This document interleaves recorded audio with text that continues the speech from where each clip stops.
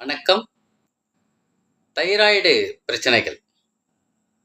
இந்த தைராய்டு பிரச்சனை வந்தாலே உடலுக்கு பல நோய்கள் வந்துக்கிட்டு தான் இருக்கும். இந்த பிரச்சனை சரி பண்ணாலே போதும். பல நோய்களிலிருந்து நாம விடுபடுவதற்கான வாய்ப்புகள் அதிகம். இந்த தைராய்டு எந்த தைராய்டு இருந்தாலும் பரவாயில்ல.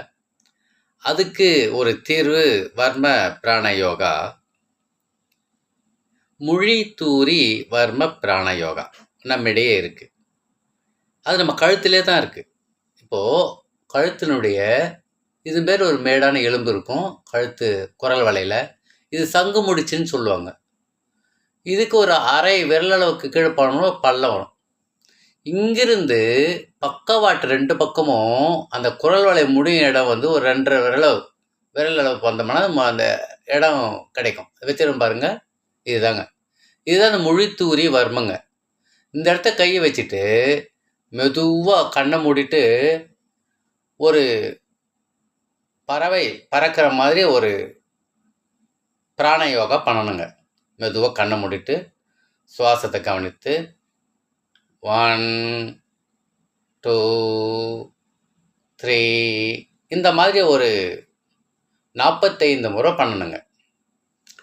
அந்த மாதிரி ஒரு 45 முறை இந்த முழித்தூரி வர்ம பிராண யோகா நம்ம தொடர்ந்து செஞ்சுட்டே வந்தோம்னா அதனோட இந்த சவ் சவ் என்கின்ற ஒரு காய், இந்த காய் இதை வந்து காலை உணவாக எடுத்துக்கணுங்க.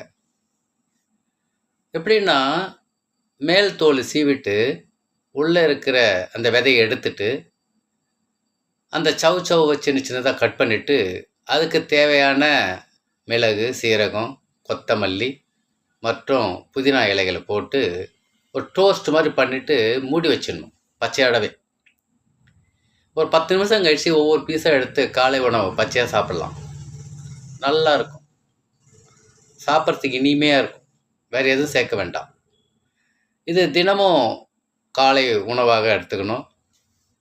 ஒரு 10 நாட்களுக்கு இந்த உணவை எடுத்துட்டு இந்த பயிற்சி செஞ்சுட்டே வந்தோம்னா நம்மிடையே இருக்கின்ற அந்த தைராய்டு நம்மை விட்டு விலகுவதை பார்க்கலாம்.